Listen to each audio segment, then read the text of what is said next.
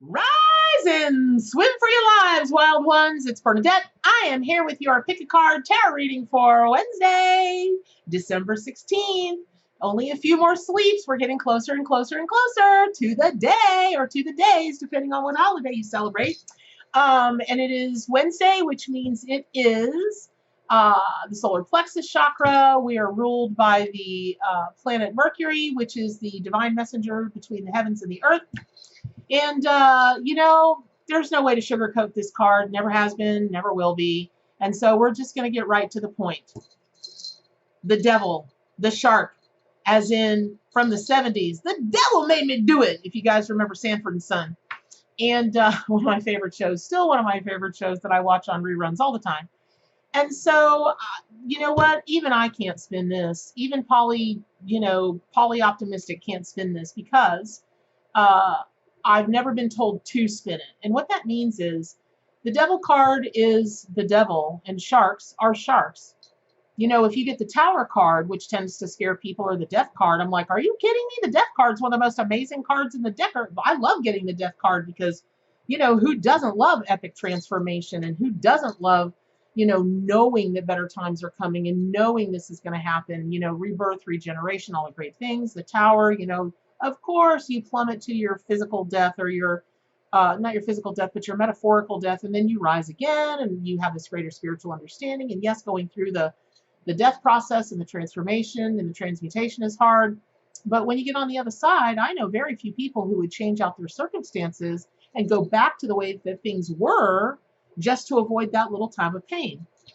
There are no redeeming qualities about this card. At least I haven't found any. Meaning, that it is time to take a look in the shadows. And I mean deep, deep, deep down, way under the ocean in the blackness shadows. Now, it doesn't have to be as horrifying or negative as it sounds, but those shadows can either come from inside of you, and it's a big wake-up call. Although I'm so proud of you guys that will look at your shadow sides and work with it and work through it. And you may have to face the shadows in somebody else and decide how you're going to handle that. And that's never fun, especially if you find that what you suspected all along is actually there. That can cause breakups in marriages and relationships and jobs and, all kinds of things. So jumping right in there, when we look at the traditional meaning of the Rider-Waite devil card, for those of you just joining us, and thank you for subscribing, and thank you to all my longtime subscribers, I read from my own award-winning, best-selling, history-making tarot and oracle deck. It's got all the great images in energy and medicine of 149 animal allies, and it also sticks with the Rider-Waite traditions, the Rider-Waite tarot traditions. The devil card, they say it doesn't really represent evil or the devil as an actual being, but our own illusions and misconceptions. And here's what I have to say about that. Once you think something, a thought form is a thing. It becomes live. So even if the devil isn't an actual entity, it really is an actual entity. And you are part of that. You are part of that entity. If you're alive and you're part of the collective, then you're part of that entity. You do have darkness inside of you, and you do have shadows inside of you. Let me tell you something. I won't mention this person by name, but I happen to know a person that is absolutely as close to being the love child of Mother Teresa and Gandhi. A more humanitarian, kind, compassionate, honest, or this person's just an angel. However, should there come a time that you mess with this person's family, that's not going to go well for you. Really, literally, physically well, that's not going to go well. So it could be argued that inside of this person is a darkness of sorts, because a person that was only filled with light would not take that tack under any circumstances. The reason I bring that up is this. Every culture, the R word is not a word I like to use, but religion, they've all got their version of the devil. And that being, that thought form does stem from the dark, negative, attacking energies that people think. They may not act on them, but they think. And then from the time we're children, we're told about the devil and the dangers of, this, that, and the other. In Christianity, it's always the devil made you do it, right? It was a joke. It was a joke on Sanford and Son, but I can't tell you how many people will tell you that the things that they do that are wrong, immoral, unethical, just plain out bad or evil, they'll blame it on the devil, not understanding or not wanting to acknowledge that part of them that allowed that part of them to awaken, or maybe they invoked it, or however it happened, because that's a really tough thing. So when you take a look at this card, it's really, really important to see the devil is holding a torch. And if you look at his hand, well, in the card, that would be his right hand, and then he's holding the torch with his left hand. So he's in almost the same position as the magician card. But whereas the magician is holding his wand up to bring the power from above and bring that divine energy through and practice, good, just good magic and good things and everything done in a divine fashion, the devil holds the sword down so that the flashy, shiny, ooh, look at that part, mesmerizes you and takes your mind off of what the reality is. And that's very dangerous. We every one of us do it, right? Like I try desperately not to look at the calorie labels, because if I really, really want something, I don't want that devil to get a hold of me, and then I'm like devil on one shoulder, or angel on one shoulder, devil on the other shoulder. Should I buy it? Should I eat it? No, I shouldn't buy it and eat it, but I will, because Publix has got their dang Marshmallow Delight out for the holidays. It's like ambrosia, y'all. It is ambrosia. Anyway, you see where I'm going with this. And this can be something as mundane as my struggle not to buy Marshmallow Delight, because it is 650 calories in a little old container like this, and it's marshmallows. There's always room for one more marshmallow. Always, right? Like there's always room for one more taste of ice cream. So I bring that up because it sounds like it's mundane, but the struggle is real. The struggle inside of myself, because I'm a triple Scorpio and I want that fluffy, creamy, fruity, coconut, cold. I love me some ambrosia. I love me some Marshmallow Delight. And I know of myself, I can't eat a quarter of the container or a half a container. It's just, I love it. And I eat the whole container. 660 calories, most of them fat, all of it sugar, corn syrup, all the crap you shouldn't eat. Wham, down we go. And sometimes I'll walk around Publix 2 or 3 times trying to talk myself out of it. Sometimes I'm successful and sometimes I'm not. Just the struggle, the illusion inside of myself that I somehow incapable of making a decision. Obviously, I'm not. I've been in business for myself for 100,000 years, doing okay at that, right? That struggle is bad. That's bad juju, right? Because then it puts me in a crappy mood for the rest of the day, and then I beat myself up, and then there's the negative self-talk.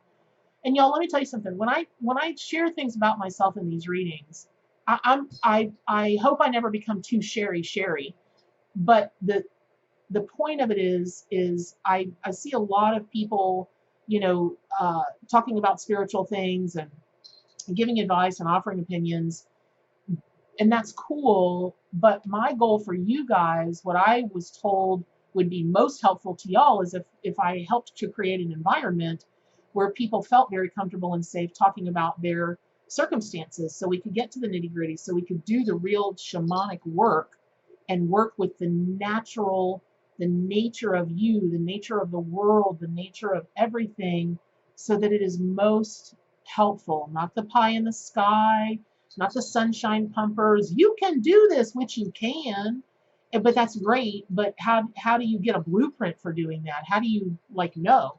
Well, a lot of it is to be, upfront about what you're struggling with and what's happening. And hopefully the animal allies can help you. I can help you through the animal allies. The other wild ones, the wild pack on the channel, can help you. Oh, and by the way, the forums, I think I mentioned them in a few videos before. On January 1st, you guys, I'm officially launching the forums, the discussion forums, called Gathering of Mystics, and it's going to bring in people from all of my sites, Building Beautiful Souls and whatismyspiritanimal.com. You guys will have a place that you can go. A lot of people have asked me, can I upload pictures or upload video or whatever to your YouTube channel? You can't, because YouTube doesn't give the opportunity to do that. And Facebook and the other platforms have just gotten so censored and so.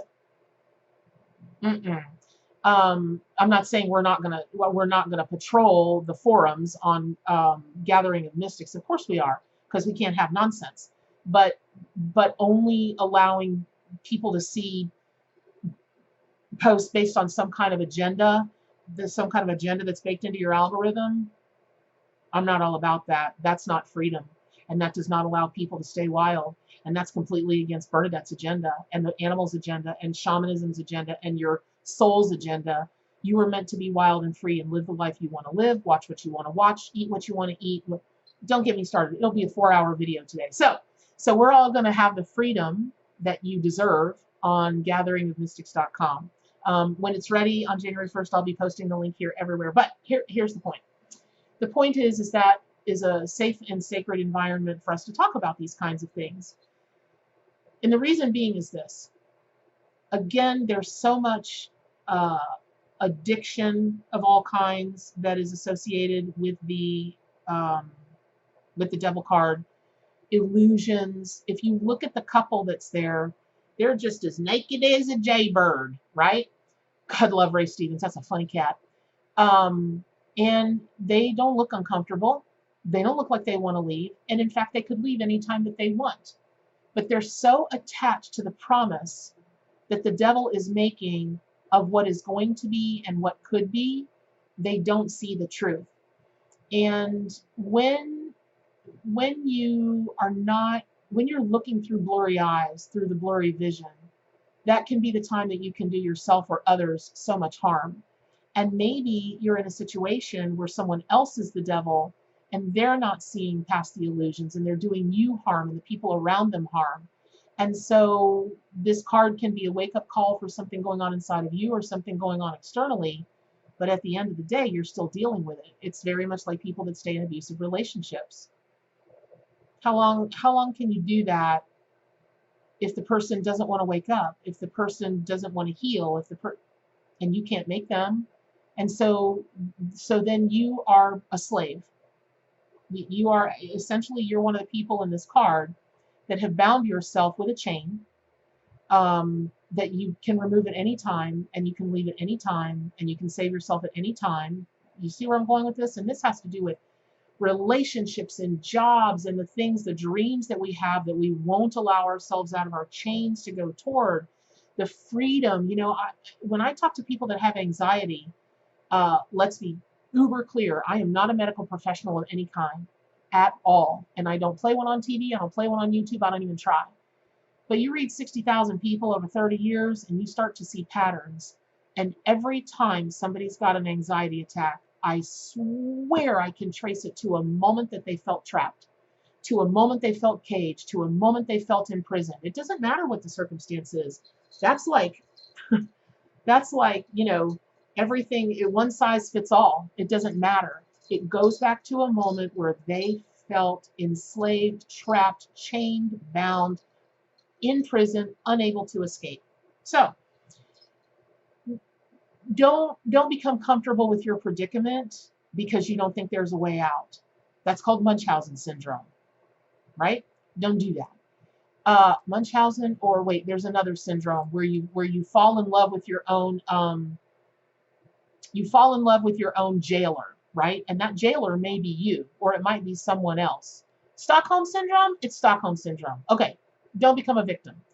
Then take a look at this old boy's gray, lead-colored bat wings. Now, bats get a bad rap, and they shouldn't get a bad rap because they are the most amazing animals ever. As sweet as they can be, like cats, but they've gotten a bad rap mostly because of Hollywood and people's crazy, silly superstitions, over centuries. But here they are depicted in the Devil Tarot card, and what they mean is you're having a hard time lifting your consciousness up and out to spiritual regions. And what that means is You might be very trapped in the dogmas of whatever religion that you're following. And let me tell you something, and this may get blowback, but the New Age culture is a religion of sorts. If you're an identifier with New Age or this or that, they're all religions, and they all have traps, and they all have amazing tenets, amazing things that will lift you and fill you with the most amazing healing and love and just all the most beautiful things life has to offer. I have yet to come across a religion that doesn't have at least one of those things in there. May only be one. Okay, may only be one, but it's there. So solve the riddle of your own life and cast all of the chains aside. And don't be bound by the devil. Don't be bound by the illusions. Don't be bound by the evil, not with inside of yourself, and don't accept it from anybody else. Now, it was interesting, it would make good sense that Shark wanted to be the devil in the tarot card, in the Arc Animal deck. I want to love every living thing. I do. Even if I take aside the unnatural fear of sharks, I know that I've carried this over from a past life. I know that I know that I know. Because when I was a kid, my mom bought me a kiddie wading pool. It was a big deal. It was my big birthday present, right? Because, we were poor. And to get something that cost, $3 or $4 or whatever it was a big deal. And man, I wouldn't go in it. I stepped in it the first time and I looked down, and it had little sharks and whales swimming everywhere on it, and I went catatonic. I froze, and then I started screaming my head off. When my mom came to pick me up, I was frozen, and she could, she was like, she didn't know. But it still gives me horrible goosebumps. When I was a kid, I looked down, and I'm sure it wasn't the first vision that I had, but it was certainly the first vision I remember. And that is, I saw the bottom of the pool fade away, and I saw a giant shark mouth coming up to get me. And then, don't you know, a year or two later, Jaws came out. My sister took me to the movie. We didn't think anything about it. And when I saw that shark for the first time, we had to leave. It was horrible. And I've had nightmares ever since. And then, when I was 12 or 13, my mom had saved for years for us to be able to go to SeaWorld. We went to SeaWorld. We went through the shark exhibit. I went through like this the whole time, no joke. We got out. Mom said, okay, you're fine now. And I happened to turn around, and they had an enormous taxidermied great white shark in this case. And I almost choked to death because I did this, and oh, Lordy be. So I have always had a fear of sharks, and don't think I haven't tried to work past it. However, I've learned over the years not to let that color my messages from them, because on the flip side, there are some redeeming qualities about them, meaning the symbolism that they offer us. Now, let's make no mistake. These are an animal where their embryos fight in amongst themselves and eat themselves. It really is survival of the fittest, and it really is about being an apex predator. Back in the Stone Age days, ancient times, there was a thing called a megalodon. Y'all, it could grow up to 55 feet. People are like, oh my God, an 18-foot great white. Ah! Can you? A 55-foot long shark that ate whales. It ate whales. It ate dolphins. It ate everything. Okay. The reason I bring up something from so long ago is this. It's a reminder of the ancient ways. It's a reminder of the ancient symbols and the enduring symbols. And understand that addiction, entrapment, slavery, anything evil, dark with an evil intent, right? Like, dark is a great thing. If we didn't have night, it wouldn't give the plants time to rest, and this time to rest, and this time to renew and regenerate, and this and that and whatever. And it's not like when you're in the womb, you've got a little flashlight in there. or a little iPad, with a light, or a phone, reading your stuff until it's time to go out. Mom calls you and you're like, Mom, 10 more minutes. She's like, no, we're going to give birth to you now. Mom, 10 more minutes. It doesn't work that way, right? God, I wish I was still doing comedy. That's funny. I could develop a whole bit out of that. But anyway, so it's a reminder of just how big this message is and how much it's important for you to look to the ancient symbols and the ancient ways of shark. And because what sharks did or didn't do a gajillion years ago has absolutely nothing different than what it does or doesn't do now. And there's some pretty shocking stuff about sharks. The first of which being they are wildly psychic. I always say the science behind psychic stuff is based on the electromagnetic fields and your brain waves and the electricity that comes from them and flows into it, into your gut, and the whole 9 yards. And if you read Dr. Dean Radin's book, Entangled Minds, if you read anything from the Institute of Heart Math, you'll find all this stuff out.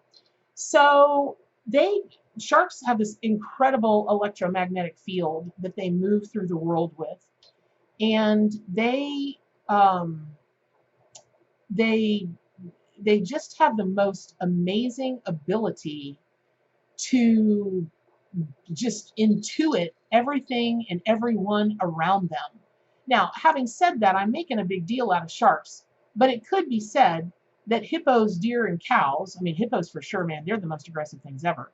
Cows, they can sneak up on you in a sneak attack. Deer, they jump in the front of your car. Meaning the data says more people die of deer and cow incidences, and probably even hippo things, than sharks. That doesn't matter.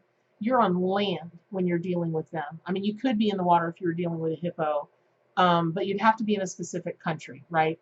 Sharks are all over the world. All over the world. The only place they don't live is in Antarctica. And dig this, so they are in salt water and they're in fresh water. So you just can't get away from them. You just can't get away from them.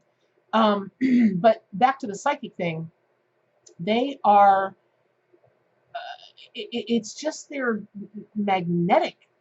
electromagnetic thing that is, I don't even know that I can describe it. I've read a fair amount about it, thinking, well, if I could maybe understand that better, maybe I could wire myself to be, somehow figure out how they're doing it, wire myself to be even more psychic or, more mediumship or whatever. But they also have an unbelievable, and I haven't been able to do that yet, but they also have an incredible sense of smell. They can smell one teeny tiny drop of blood in an Olympic-sized pool. So when you're trying to get away from them, especially when I say them, the sharks, the darkness, the this, the that, you may be trying to get away from yourself, and you don't know that consciously, but you know it subconsciously.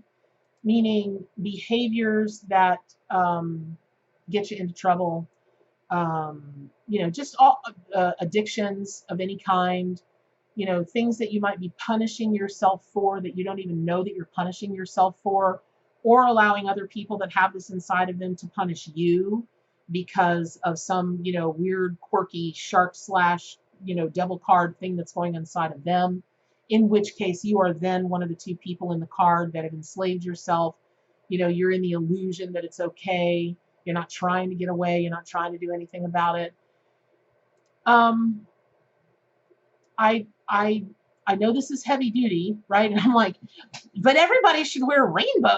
Everybody should wear, horns and, reindeer horns and their jingle bells and their this and their that. And yes, I do think you should, because great whites, in particular, specialize in sneak attacks.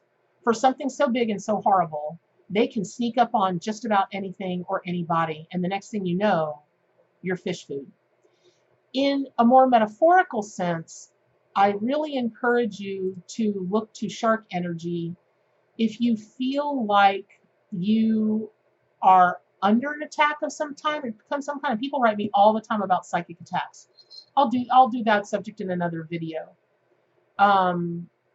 They might think they're under a spiritual attack. They might be attacking themselves with the negativity and the negative self-talk. I mean, this scenario can go on and on and on, and it can sneak up on you. One day you think you're perfectly fine, and the next day you don't have the will to get out of bed. And the next day, and then the next day, and the next minute, it's just all very different. So, and if you're considering a sneak attack on someone, well, how awakened are you? How enlightened are you? How much will that attack serve your purpose? I'm in a situation. I have every legal right to bring every legal action against someone, and I'm vacillating about whether to do it. There's a Scorpio side of me that wants to go, yeah, I really want to see this person squirm. Yes, I do. But I never say they deserve it. I'm not going to be that judge and jury. I just know what I'm owed, and I know how it went down, and I know that I would win. It's that simple. It's a business thing. But from a spiritual place, that's an attack. And this person will fall over if they get served. They would never, ever think that I would ever do something like that. Not to them, of all people. Okay, that's a sneak attack. It makes me feel really oily, because at the end of the day, I'm not owed that much in the scheme of things, in the scheme of things. And so, do I want to fight that battle? Do I want that negativity? Do I want, what do I want? And what do I want to be a part of? Likewise, I have become very vigilant about sneak attacks, and maybe you should too. But that attack can come from inside of yourself. A lot of people that deal with anxiety, man, that stuff can sneak up on you and you don't even know it. And it's a very uncomfortable place to be. God, I wish I could wave a magic wand or something and help you guys out like that. So, one more thing that's really interesting to me about sharks that is something to note. More female sharks attack than do male sharks. Apparently, scientists have studied this, and they're amazed too. But that's really not so much about, in my book, in the shamanic world or the world of metaphysics, that's not so much about, this is a man and identifies physically as a man, this is a woman and identifies physically as a woman. It has to do with the energy, masculine or feminine. So when you're looking at this message today and you're trying to bring messages from the heavens, down through to the darkness, think about the masculine and feminine energy inside of you and maybe coming from someone else. And that can really give you a clue about what to do or what not to do in this moment, because sharks never sleep, ever. They simply do not sleep. And what that means is whatever this thing, this person, this situation, or whatever that we're talking about today, it's not going to sleep. If it's something inside of you, even when you're in REM, even when you're in delta waves at night, it still lives in your heart, in your gut, in your consciousness, right? Even when you're sleeping, even when this other person or situation or whatever might be coming for you, a sneak attack, an attack of any kind, that's not ever going to sleep. Make no mistake, they're thinking about it more than you think they are. And you're receiving that energy, your receptacle, you're receiving that electromagnetic output, that electromagnetic message. So I'm going to leave it at that. I know it can be heavy duty, but y'all, I made the promise to the animal allies. I made the promise to myself, and I've made the pledge of honor to you. I am not going to sugarcoat things for people's comfortableness. It's not fair to you. It's not fair to the animal allies, and it is not real life. Now, do I want it to be real life? Yes. And that's exactly what I manifest for myself every day. Fortunately, after doing all my metaphysical work, I very rarely have a bad day. I very rarely have a bad minute. I really do live the most charmed, magical life, and grateful for it. Yes, I am. But give myself credit from walking through the fire a number of times in my life and making it so, aho, I absolutely do credit myself with that, because only by doing that, only by acknowledging what was dark inside of myself and then figuring out the way to turn it into light, was I able to get here. And you guys are a big part of that, and I thank you very much. So if you have some darkness, if you've got a little bit of fear of anxiety, put it in the comments. I'll be around all day. I'll be answering questions and doing as much as I can. Again, none of this is said to scare you guys at all, but it is said to be transparent, authentic, and natural and real. And that's what shamanism, the animal allies are all about, is everything that is natural, right? Okay, so what do you got to do today? You got to pick up your copy of the Arc Animal Tarot and Oracle deck. You got to subscribe to my YouTube channel, and you got to set yourself free. You have got to unchain those chains and stay wild.